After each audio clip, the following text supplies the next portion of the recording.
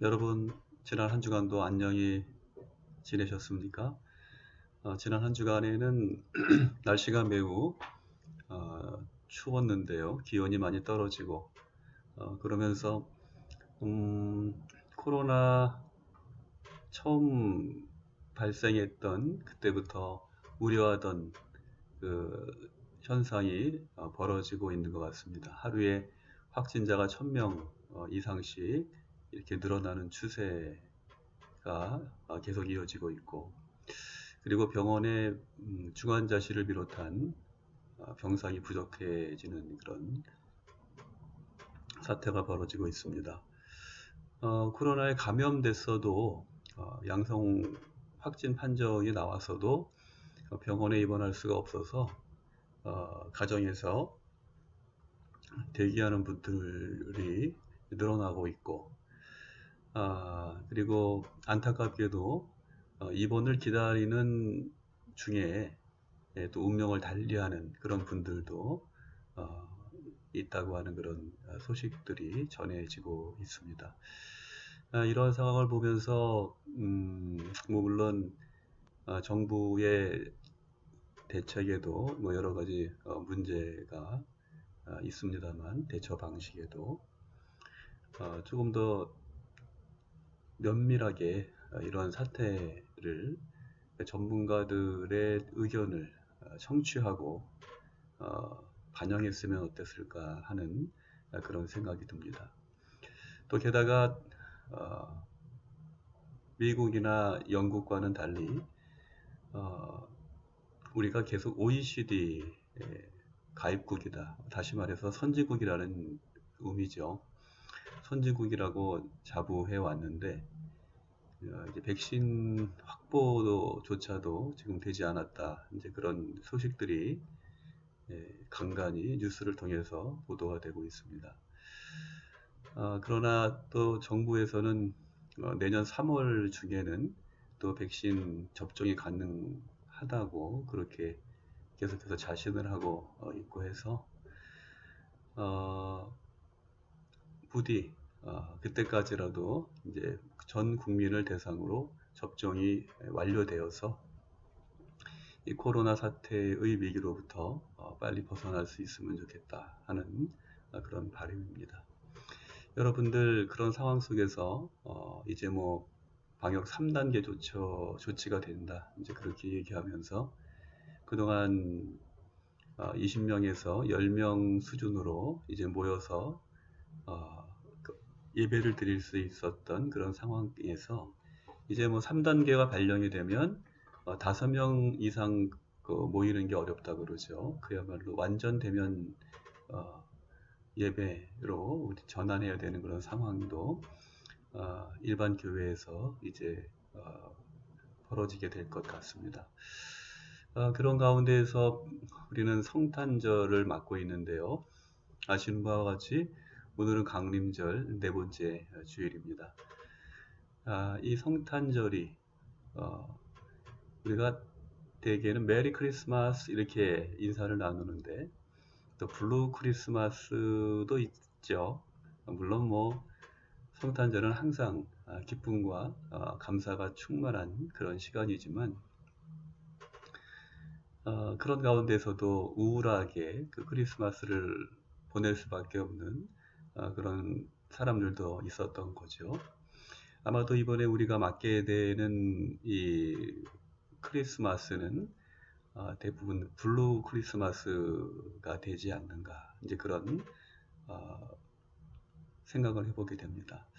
그러나 하나님 안에서 또 하나님의 그 구원의 계획과 섭리 안에서 우리는 항상 메리 크리스마스 하나님께서 우리에게 오시는 그 사건은 정말 우리에게 큰 그런 축복이고 또 하나님의 은혜임을 또 우리가 기억하게 된다면 이 불우한 기분을 바꿔서 더욱더 밝고 정말 하나님의 소망의 빛이 비치는 그런 성탄절로 우리가 또 삼을 수 있을 거라고 믿어 의심치 않습니다. 오늘 강림절 네 번째 주일을 우리가 맞아서 함께 예배 드리는데요. 오늘 예배 드리는 가운데 우리가 정말 우리에게 다가오시는 하나님의 아들 예수 그리스도의 이 탄생의 기쁜 소식이 이 땅에 있는 모든 어두움과 근심의 그림자를 거두어내는 강렬한 그런 치료의 광선을 비치는 그런 생명의 빛이 되기를 바라면서 우리가 하나님께 그야말로 은혜의 보좌로 담대히 나아가서 예배드리고 또 이 땅과 또 온 인류와 피조 세계를 위해서 함께 기도하고 주님이 오실 길을 준비함으로써 다가오는 성탄절이 참으로 뜻깊고 하나님께는 영광이요 우리에게는 큰 기쁨과 은혜가 되는 그러한 한 시간이 되기를 기대합니다. 오늘 우리가 함께 나눌 말씀의 제목은요. 하나님께 영광을 돌리라 라는 제목이고요. 신약 성경 로마서 16장 25절부터 27절 말씀을 중심으로 함께 은혜 나누고자 합니다.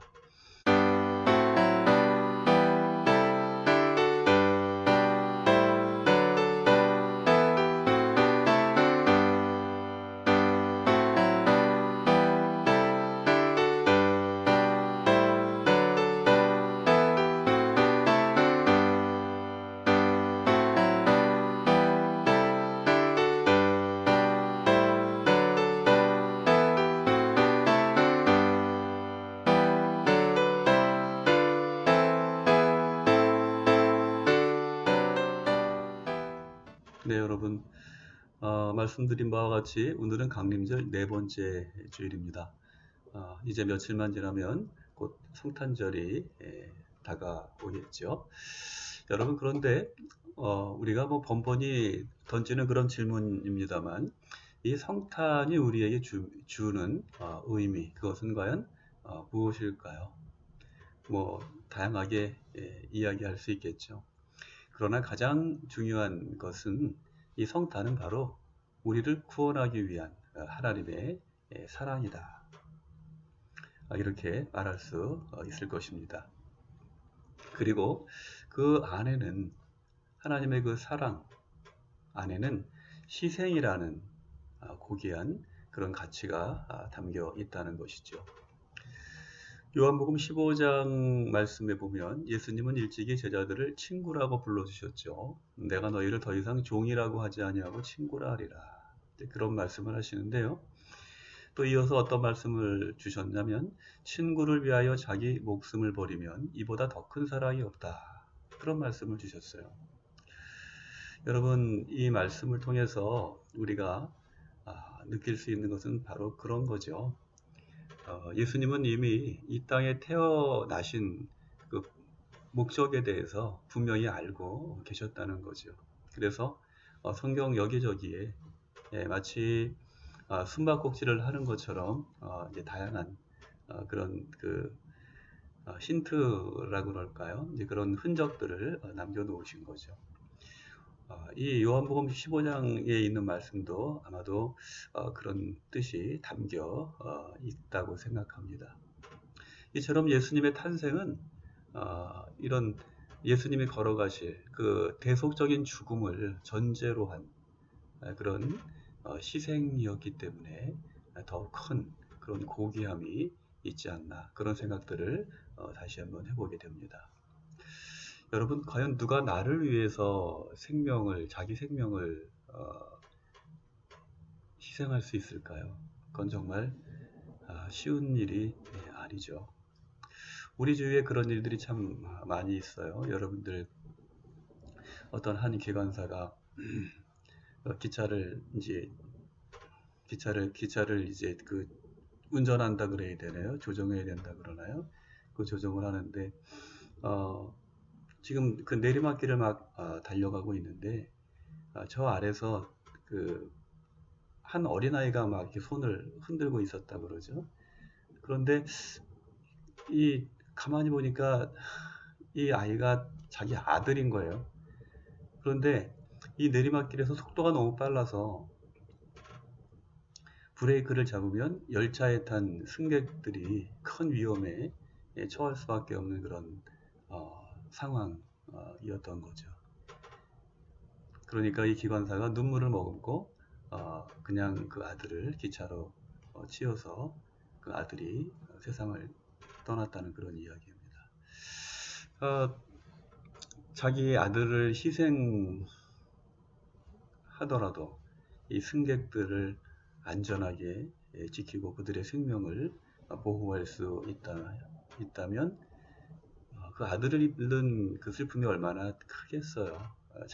내가 차라리 부모들의 마음은 다 그렇지 않습니까? 차라리 내가 아프고 내가 죽고 말지 내 자식이 아프고 내 자식이 고통을 당하는 그 꼴을 어떻게 보겠습니까? 모든 부모의 마음이 마찬가지 아닙니까? 그런데 이 기관사도 마찬가지였을 거라는 거죠. 그 가슴이 얼마나 찢어지는 그런 마음이겠습니까? 그러나 정말 그 희생은 고귀한 다른 더 많은 사람들을 살리고자 하는 그런 고귀한 마음이 거기에 담겨 있기 때문에 정말 존경하지 않을 수 없는 그런 마음인 거죠. 그런데 어떻게 보면 그 기차 안에 타고 있던 사람들은 이 기관사로부터 굉장히 큰 사랑을 받은 것 아니겠습니까? 그들이 그 기관사와 또 희생된 아들에게 감사하고 또 보답하는 것은 아마도 당연한 일이었을 거라고 생각합니다. 근데 우리도 마찬가지라는 거죠. 우리를 구원하기 위해서 이 땅에 오셔서 대속적인 죽음을 죽으심으로써 우리를 구원하신 하나님의 사랑, 또 그 아들의 희생, 이 모든 것들이 정말 큰 은혜인데요. 우리는 과연 어떻게 이런 사랑에 보답할 수 있을까? 그것이 항상 이 성탄절에 우리가 생각해야 될 그런 마음이 아닌가 다시 한번 생각하게 됩니다. 이 예수님의 탄생 소식을 가장 먼저 전한 분들은 천사들이었죠. 천사들이 이런 찬양을 하죠. 하늘에는 영광이요, 땅에는 평화로다. 이제 정말 세상을 향해서 정말 이 천사들이 힘껏 선포하고 있는 것을 볼 수 있는데요. 하나님의 사랑을 받은 우리들, 이 성탄절을 맞으면서 우리도 역시 하나님께 영광을 돌리는, 하늘을 향하여서는 하나님께 영광을 돌리고 세상에는 평화를 선포하는 그런 성도의 삶을 살아야 할 줄로 믿습니다. 그리고 오늘 우리는 본문에서 또 그와 같은 마음으로 그의 일평생의 삶을 하나님께 영광 돌리는 그런 삶으로 살았던 한 사람을 만나게 되는데요.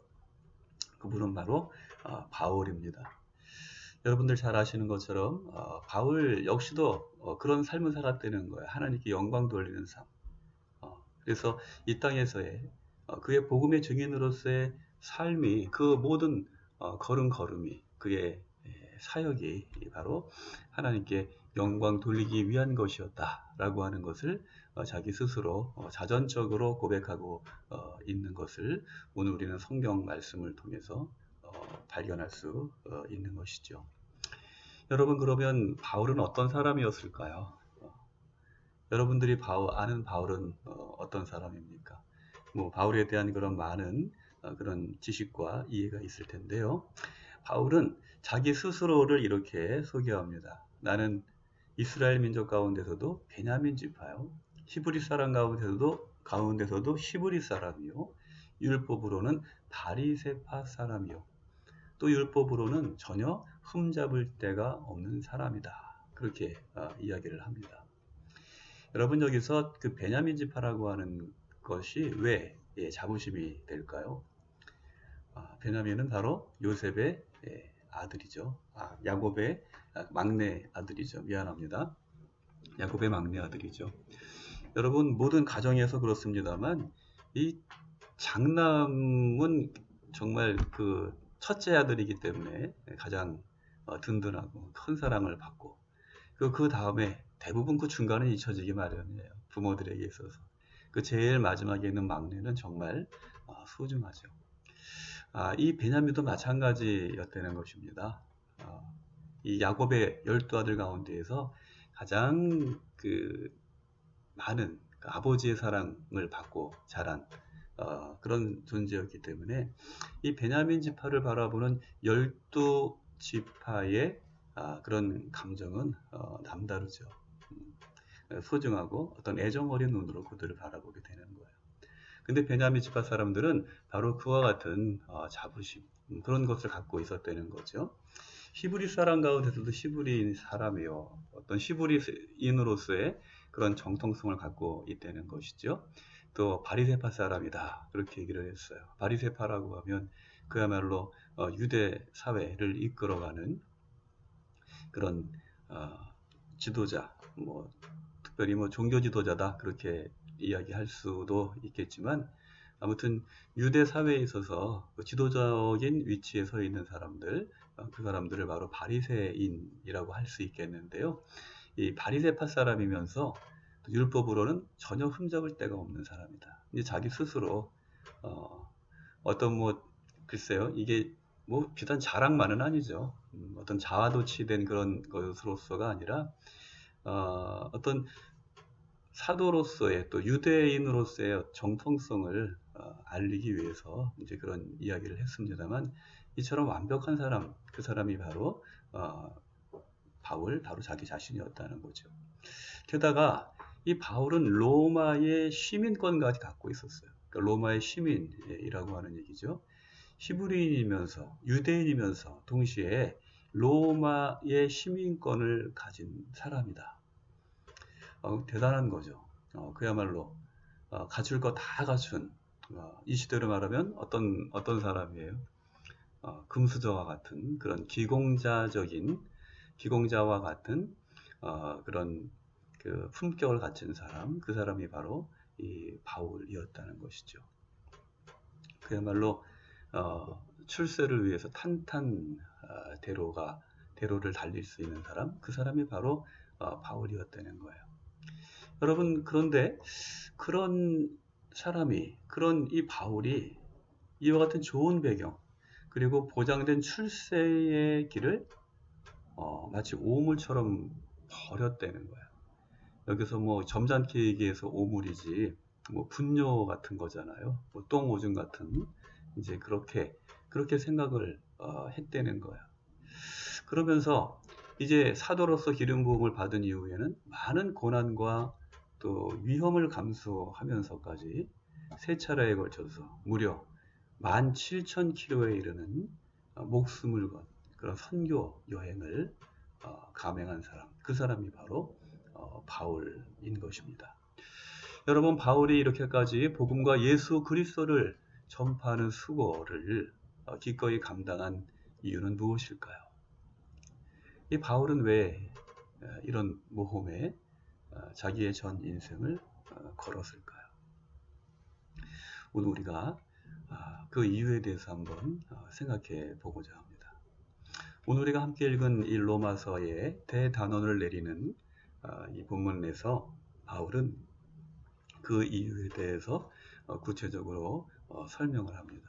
첫째는 그것이 바로 하나님의 명령이었기 때문이라는 것입니다. 바울은 말합니다. 나의 복음과 예수 그리스도를 전파함은 영원하신 하나님의 명을 따른 것이다.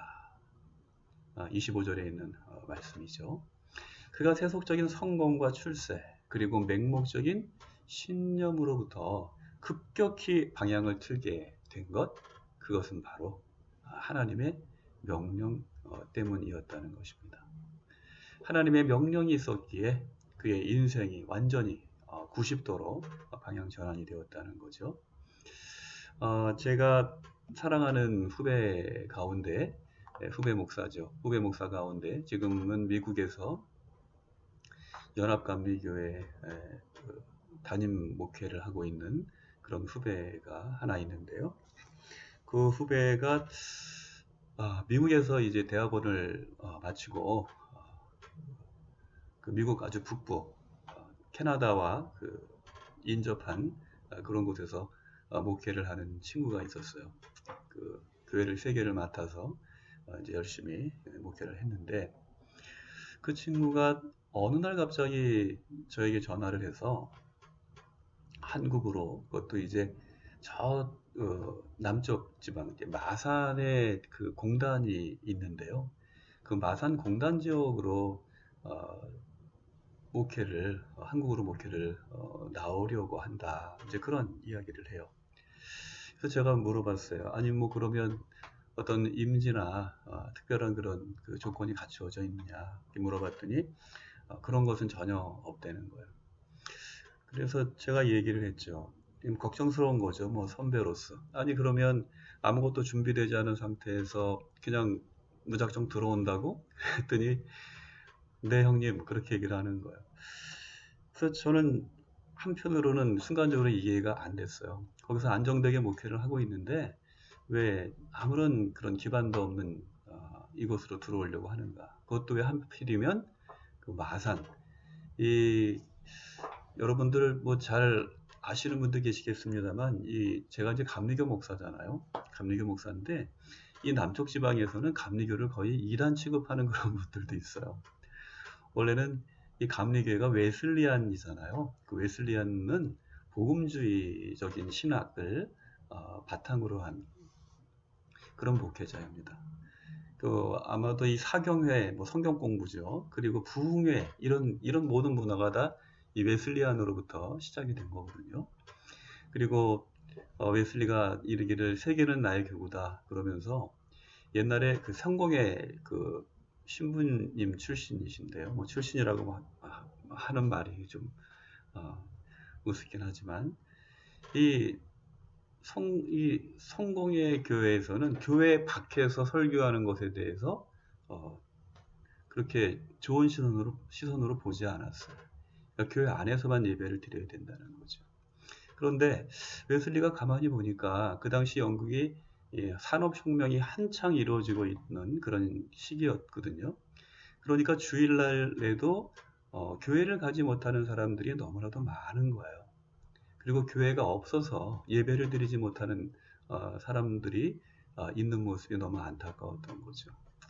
그러니까 이 웨슬리는 탄광이며 또 교도소, 병원 이런 데를 찾아다니면서 그곳에서 이제 예배를 드리고 복음을 선포했던 거죠.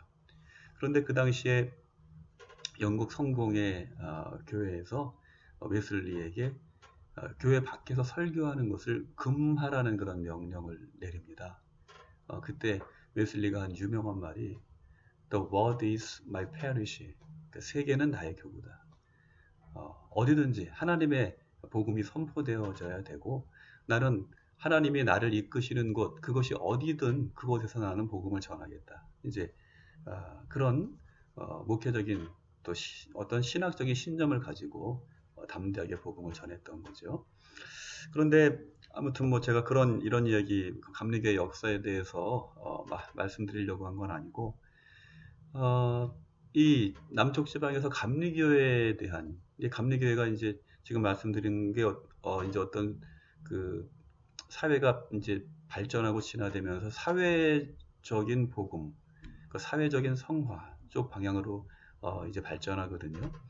특히 이제 우리나라 같이 옛날에 어떤 그 민주화가 덜 되고 그런 상황 가운데에서 사회적인 복음, 사회에 대한 관심, 약자에 대한 관심, 빈곤에 대한 관심, 이제 노동자에 대한 관심, 이제 이런 것들이 좀 과격하게 보여졌던 거죠. 게다가 뭐 다른 종교에도 구원이 있을 수 있다. 이제 그런 신학자들도 물론 있었습니다. 그러니까 그런 신학자들이 있었는데 감리교회 안에서는 그분을 어떻게 보면 교수이기 때문에 어떤 신학적인 견해를 이야기할 수는 있지만 그럼에도 불구하고 감리교 신학에서 많이 벗어났다고 하는 것으로 그분이 교단에서는 좀 안타깝게 생각하는 분들이 많이 있습니다만 그냥 다만 학자로서의 견해를 얘기한 거다라고 전제하기 때문에 오해가 있으실까봐 결국은 파문이 교단적인 그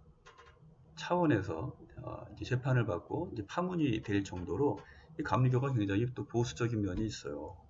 그런데 이제 이런 모든 일련의 사건들의 어떤 단편만 보고 감리교는 이단이다. 이제 그런 것이 남쪽 지방에 있는 분들의 그런 정서였던 거죠. 그곳에서 목회를 하겠고 그리고 이제 무엇보다도 공장 노동자들, 이제 청년 노동자들을 대상으로 이제 목회를 한다고 그러니까 제가 굉장히 놀랬죠. 그래서 아무개 목사, 그 마음은 내가 알겠는데 조금 더 기도하면서 신중하게 생각해야 될 것 같아. 이제 그렇게 제가 조언을 했어요. 이제 그러고 나서 며칠이 더 흘렀는데 이제 더 그 사이에 더 깊은 기도를 했겠죠. 그 친구가 전화를 해서 이제 또 이런저런 이야기들 하면서 그래서 어떻게 결정했나 이렇게 물어봤더니 형님 저는 곧 들어갈 겁니다. 그러면서 하는 말이 하나님의 명령입니다. 근데 그런 얘기를 하는 거예요. 참 깜짝 놀랐죠. 그런데 여러분 그렇습니다. 이 목회자들 뭐 요즘에 목회자들이 뭐 이런저런 일들로 많은 성토의 대상이 되고 또 그냥 그 죄송한 말씀입니다만 기본이 안 돼 있는 사람들이 어떻게 그 목사 안수를 이렇게 이런저런 방법으로 받아가지고 뭐 정통 신학을 한 분들 가운데도 마찬가지로 그런 분들이 있죠. 어떤 본질에서 많이 벗어나서 정말 세상을 걱정하고 세상을 위해서 기도해야 될 분들이 오히려 세상에 걱정을 하고 그분들을 염려하는 그런 그 시대가 된 그런 면도 없잖아 있습니다만 그렇죠. 이 대부분의 목회자들 이제 그런 마인드거든요. 하나님의 명령이기 때문에 진짜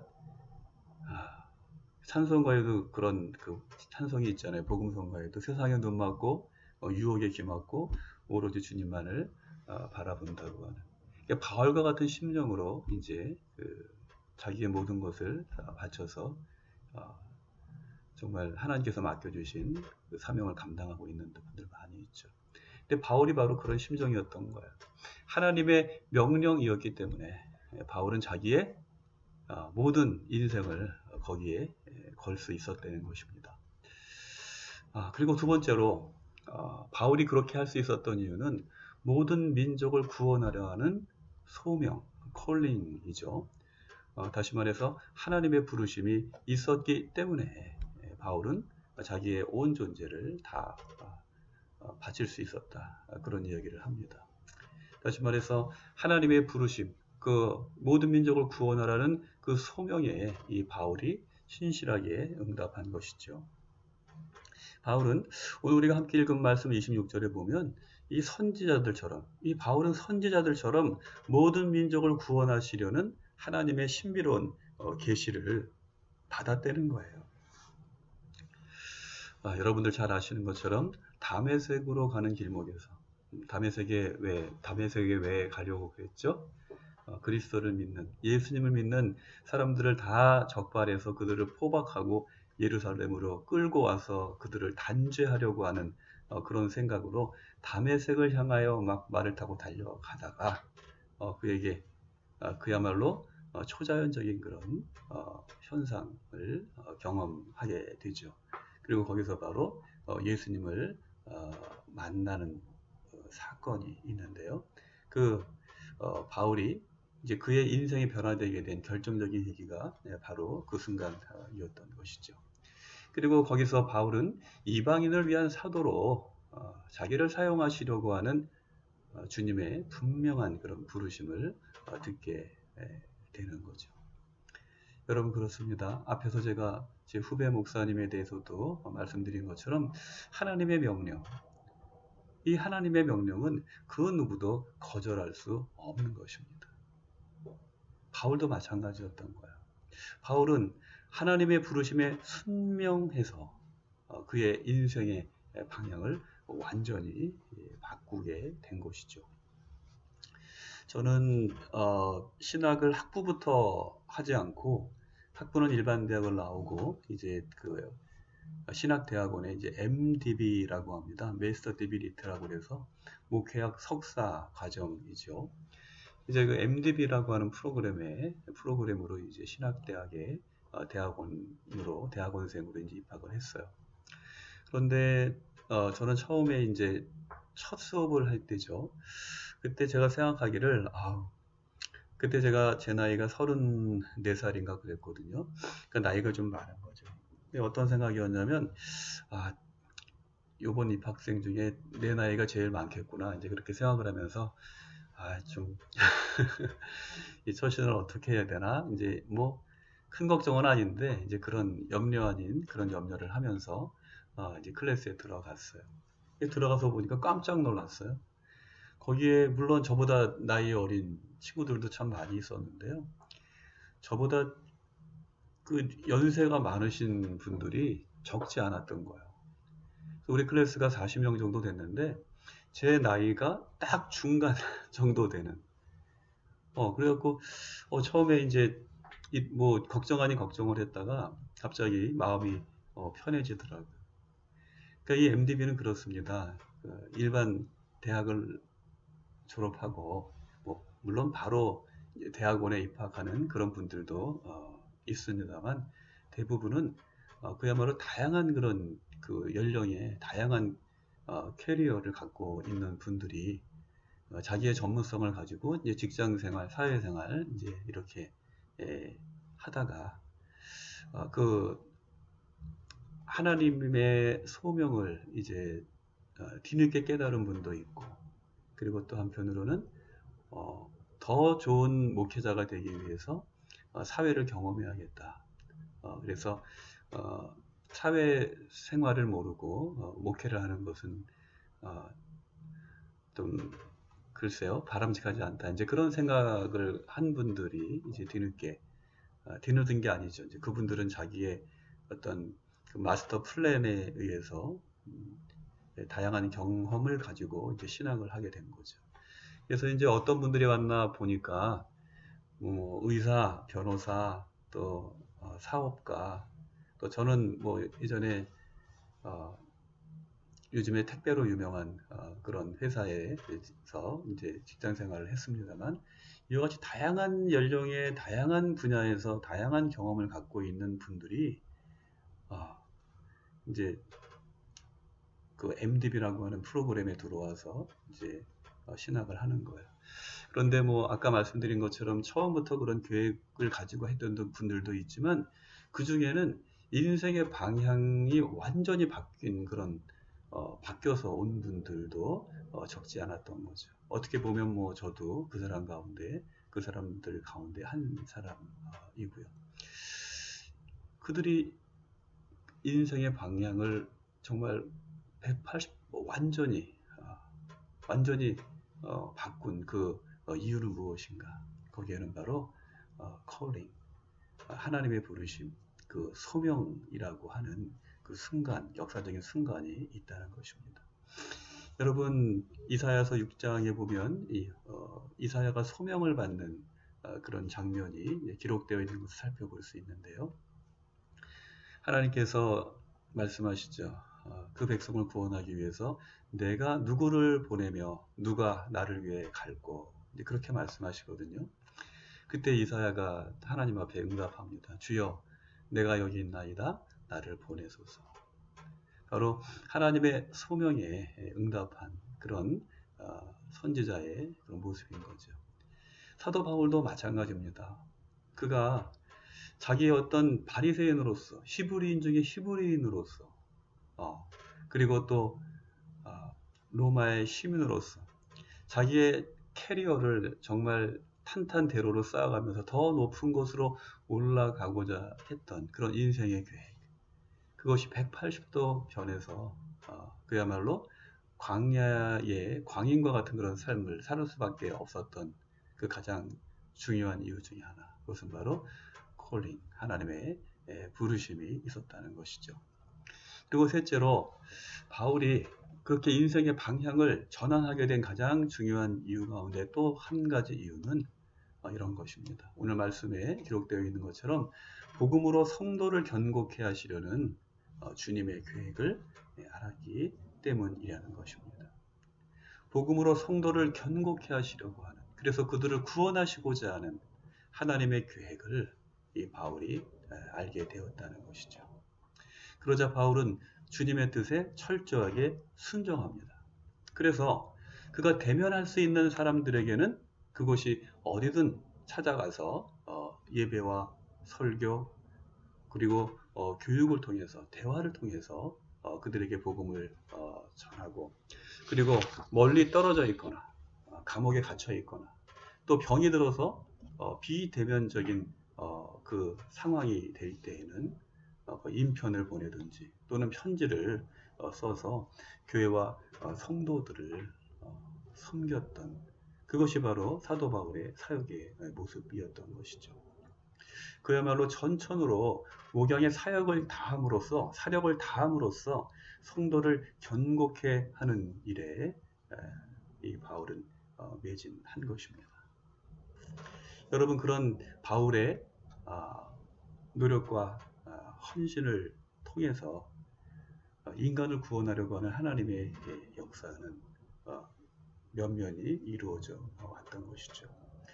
그리고 이러한 모습들을 통해서 우리는 인간을 구원하시려는 하나님의 역사는 그 시대에 하나님이 택하신 또 하나님의 소명을 받고 깨닫고 자기를 온전히 헌신하고자 결단했던 그 시대의 사도들, 선지자들 또 성도들을 통해서 대면적인 상황이거나 또는 비대면적인 그런 상황 속에서도 결국 멈추지 않았고 또 멈출 수 없을 것이라고 하는 것.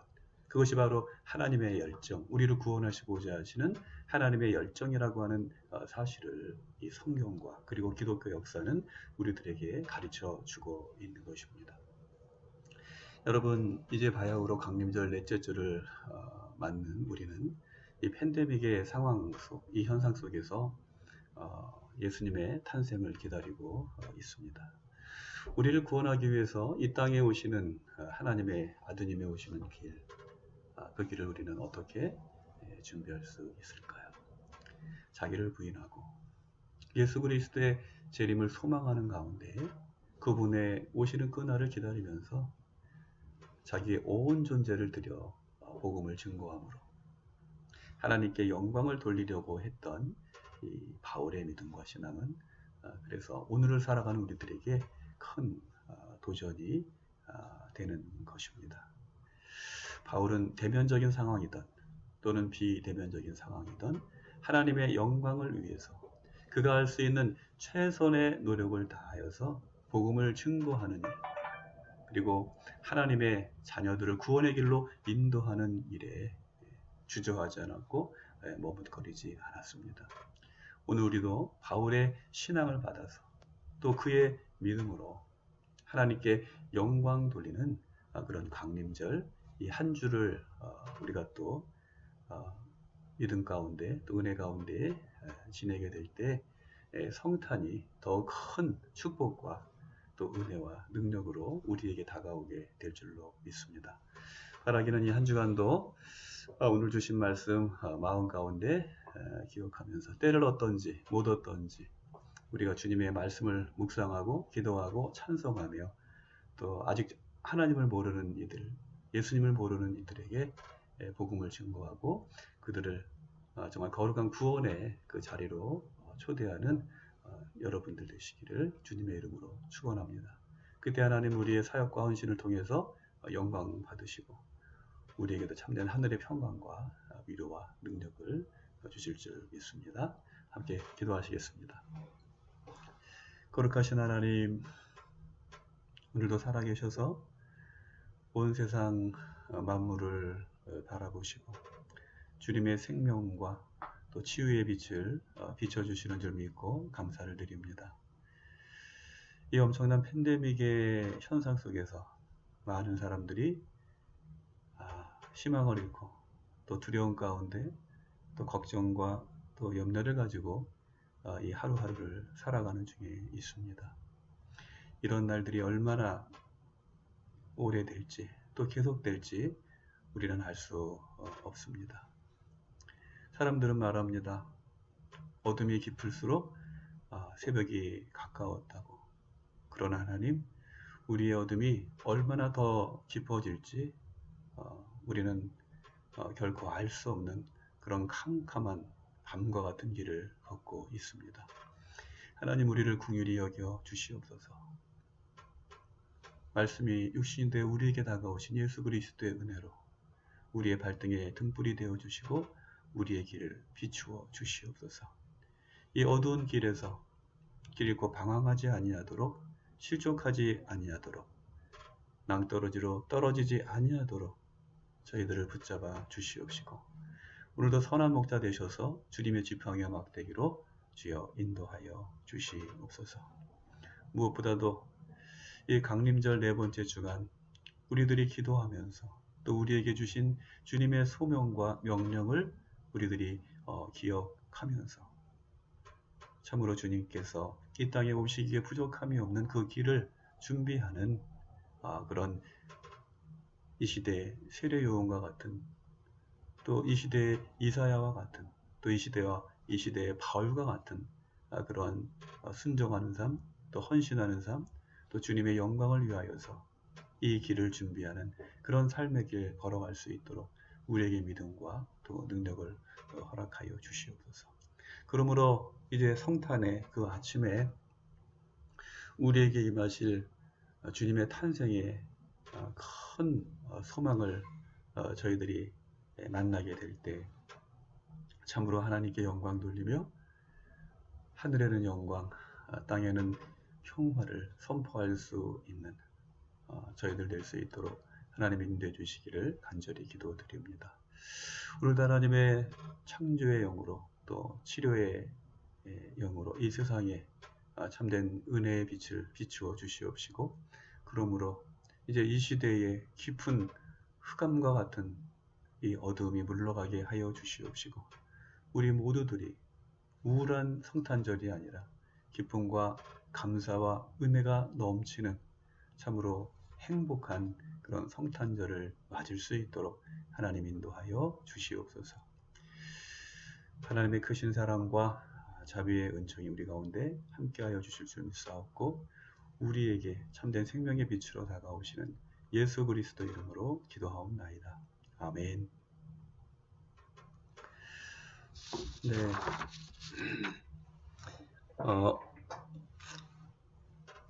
우리가 항상 그런 기대했죠. 이번 성탄절은 정말 가장 기쁜 그런 행복한 성탄절이 되었으면 좋겠다 하는 그런 마음을 갖지만 굉장히 당황스럽습니다.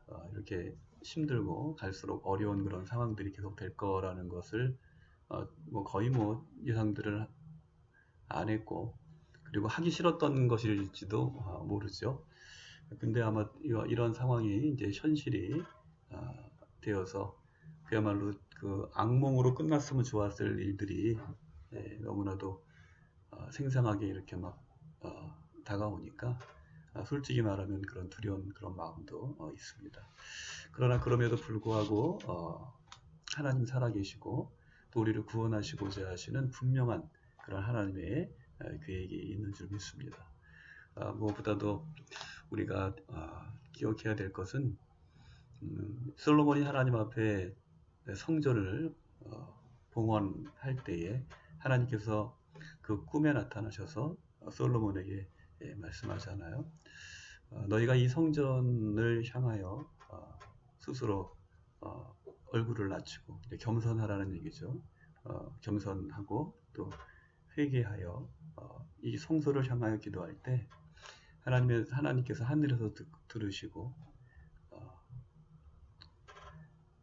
이 땅과 또 너희를 고치실 것이다. 이제 그런 말씀을 주시는데, 우리들이 이렇게 힘들고 어려운 그런 시간들 속에서도 하나님의 이와 같은 약속을 믿고 성소를 향해서 늘 우리가 마음을 향하고 그리고 정말 그 하나님께서 우리에게 주신 그 치료의 그런 약속, 그 언약들이 이루어지기를 소원하면서 우리를 돌아보고 또 교회를 돌아보고 또 가정을 돌아보고 우리의 삶의 모습들 돌아보고 하나님 앞에 정말 진실되게 또 회개함으로 말미암아 하나님께서 성소를 향하여 기도하는 이들의 그 기도를 듣고 그들과 그 땅을 고쳐주시겠다고 했던 그 약속이 오늘 우리들에게 또 교회 위에 또 하나님의 모든 피조 세계 위에 이루어질 수 있도록 그렇게 기도하는 우리들이 되어야 되겠고요. 또 그런 분명한 하나님의 약속이 또 이루어질 줄 믿습니다. 그래서 힘내시고요. 날마다 주님의 말씀 의지해서 기도하고 또 묵상하면서 정말 이 엄혹한 시간들 잘 이겨나가는 여러분들 되시기를 주님의 이름으로 축복합니다. 이 강림절 네 번째 주일인데요. 정말 주님의 영광을 위해서 인생을 드린 오늘 함께 나눈 말씀처럼 그 바울처럼 고난이 가득한 이 땅에 하나님의 영광을 드러내는 또 세상에 평화를 선포하는 여러분들이 되시기를 주님의 이름으로 축복합니다. 이 방역대책본부의 그 본부에서 이제 3단계를 곧 이제 발령할 것 같죠. 이제 뭐 설상가상이라고 우리 경찰병원은 이 코로나 그 전담병원으로 지정이 됐어요. 그래서 지금 병원에서 그동안 입원해 계셨던 분들, 뭐 그 장기 환자분들까지 이제 강제로 퇴원 조치가 내려진 상태입니다. 그래서 이번 주까지 이제 다 퇴원하라고 하는 그런 통보를 했고요.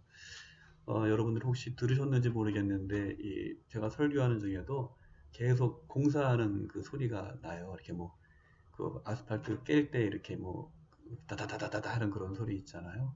그래서 이제 코로나 환자들을 받게 되면 아마도 이 병원 입원실이나 이런 이 방을 아마 새롭게 더 구조적으로 좀 보수 작업을 해야 되는 모양이에요. 그래서 환자들은 이번 주까지 다 퇴원을 시키고 그리고 12월 말까지 이런 내부 그런 코로나 환자들을 진료하기 위한 그런 시설들을 갖추고 아마도 내년 초부터 이 코로나 환자들을 그때부터는 이제 계속 그 전담해서 치료하는 그런 기간이 될 것 같습니다. 그래서 저희들도 걱정이에요. 지금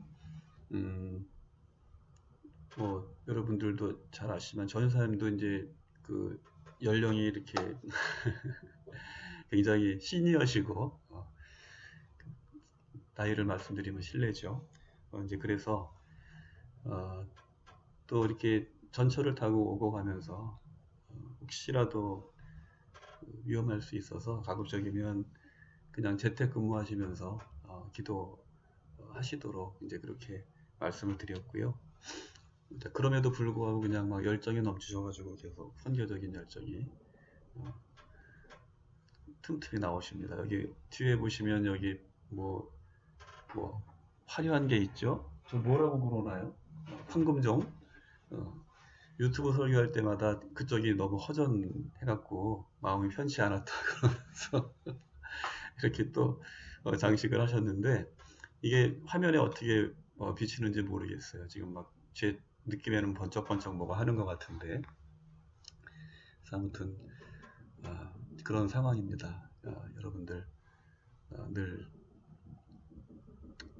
건강하게 지내실 뿐만 아니라 이제 무엇보다도 가장 큰 문제는 이 병원에서 어떤 선교 활동을 하는 것이 굉장히 제약적이고 또 한정적이기 때문에 어떻게 하면 이런 열악한 상황 가운데서도 우리에게 맡겨진 소임을 잘 감당할 수 있을까 이제 그런 고민을 하면서 늘 기도하고 있습니다. 오늘 설교 중에 말씀드린 것처럼 그 사도 바울은 참 좋은 그 선교적인 모델인 것 같아요. 대면적인 상황에서는 그냥 적극적으로 달려가서 예배를 통해서 또 설교를 통해서 또 기도를 통해서 또 성경 공부를 통해서 복음을 증거했고 그리고 그가 병들거나 또 감옥에 갇히거나 또 이런저런 이유로 인해서 직접 갈 수 없을 때는 뭐 디모데를 보낸다거나 또 그 밖에 여러 분들을 인편으로 이렇게 보내서 교회와 성도들을 치리하고 또 그것도 어려운 경우에는 이제 서신, 편지를 기록해서 오늘 우리가 로마서도 함께 읽었습니다만 이 로마서도 마찬가지잖아요. 이 모든 목회서신 또는 옥중서신을 통해서 그야말로 이 성도들을 돌보고 목양을 했던 그런 아름다운 모습이 있는데, 저도 그래서 우리 전도사님과 차관사와 더불어서 할 수 있는 최선의 방법들, 그런 방법들을 지금 생각하고 있습니다. 지금은 이 주보 발행하면서 거기에 설교를 싣고 또 유튜브를 통해서 이제 설교를 이제 방송으로 이제 보면서 하실 수 있도록 하고 있는데요.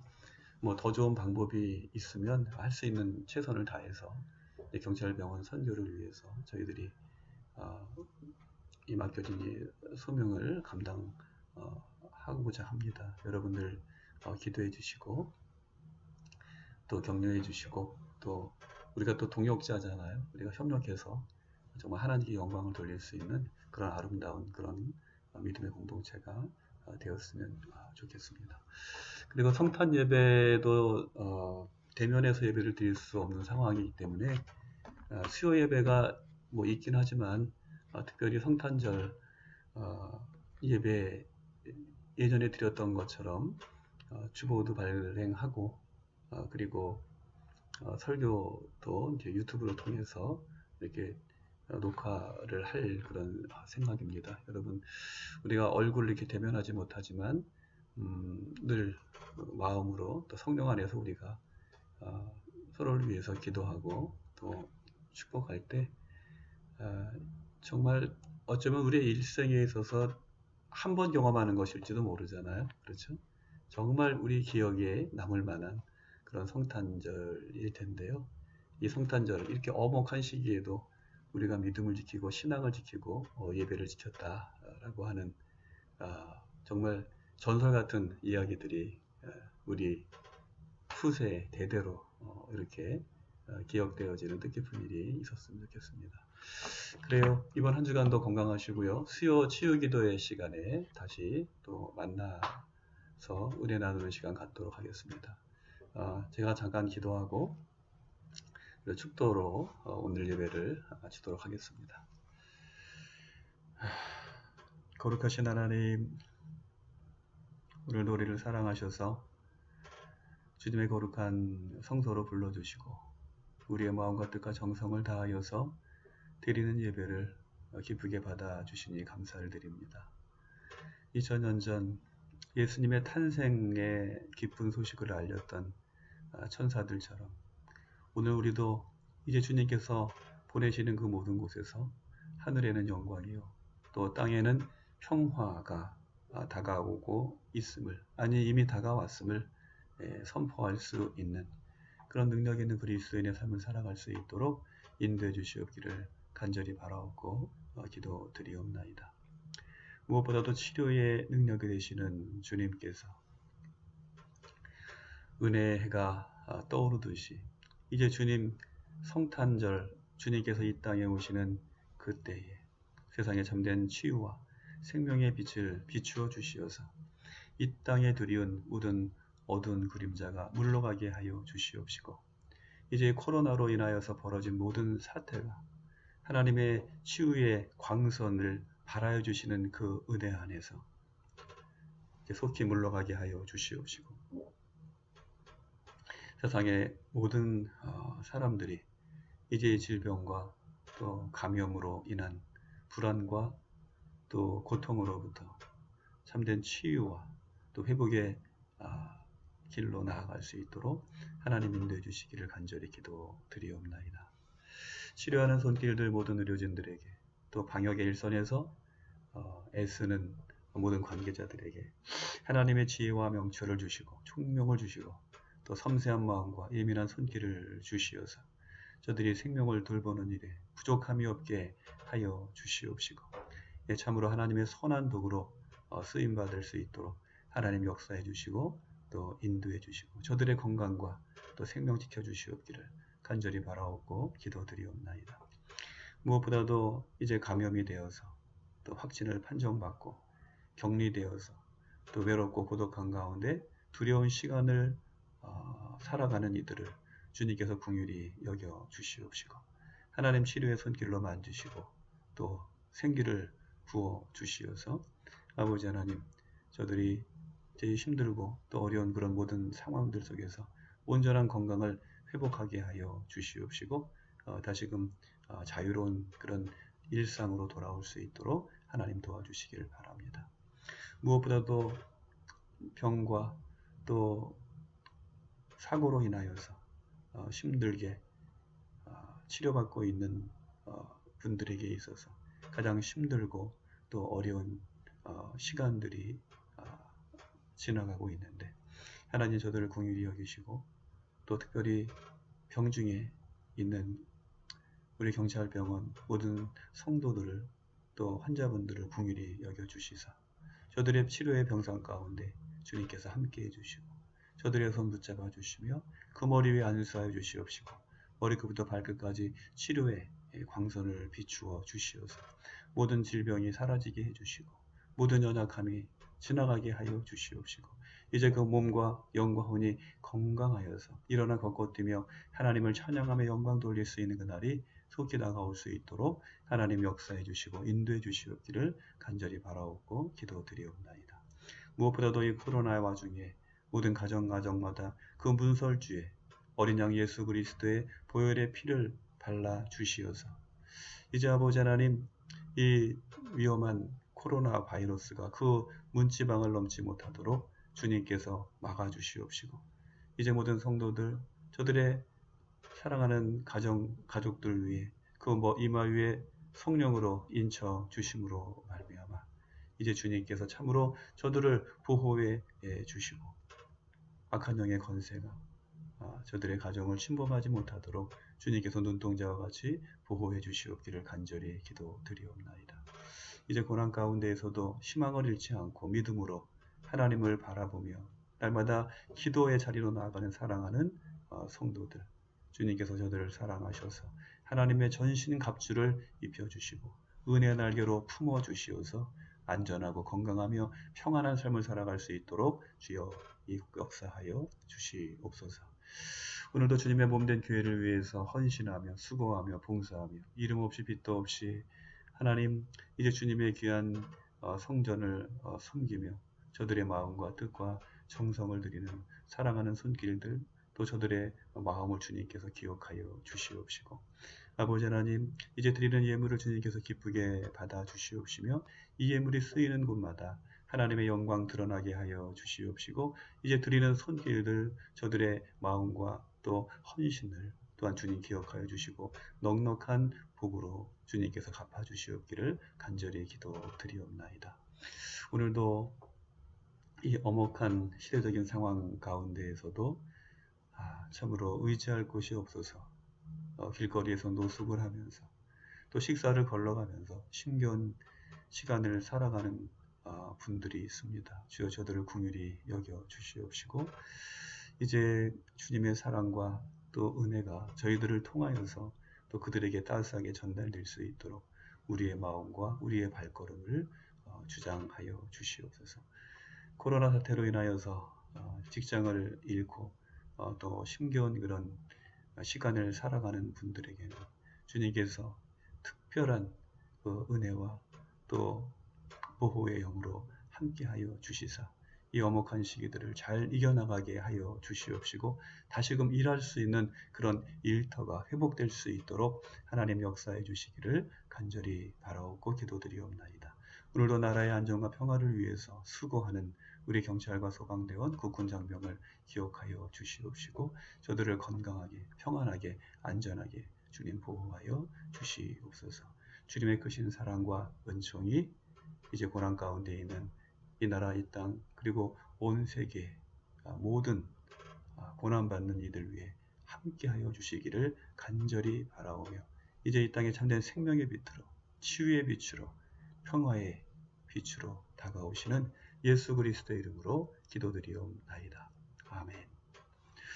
이제는 참된 생명의 빛으로 우리에게 다가오시는 예수 그리스도의 은혜와 그 아들을 보내시기까지 우리를 사랑하시는 하나님의 무한하신 사랑하심과 성령의 역사하시고 교통하시고 인도하시는 은총이 오늘 팬데믹의 이 고난의 시간 속에서도 성탄의 기쁨을 즐거워하고 준비하며 하나님께 영광 돌리는 복된 성도의 삶을 살아가기를 결단하는 모든 사랑하는 주의 자녀들 위해 이제로부터 영원토록 함께하여 주시옵기를 간절히 축원하옵나이다. 아멘. 네, 여러분, 오늘 좀 예배가 길었죠.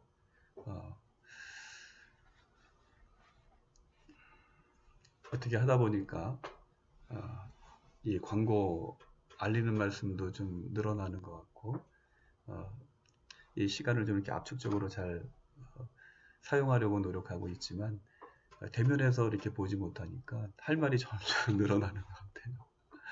근데 꼭 드리고 싶은 말씀은 여러분을 위해서 늘 기도합니다. 아침마다 저희들이 경건의 시간을 가지면서 비록 짧은 시간이지만 여러분 이름들 한 사람 한 사람 불러가면서 얼굴을 떠올리면서 여러분들의 건강과 가정의 평화를 위해서 저희들 늘 기도합니다. 여러분 힘내시고요. 믿음으로 승리하시고 힘든 그런 가운데서도 하나님이 함께 하심으로 행복한 성탄절 맞으시고 또 준비하시는 그런 귀한 시간들 되시기를 바랍니다. 건강하시고요. 수요 치유 기도의 시간에 다시 뵙도록 하겠습니다. 사랑합니다.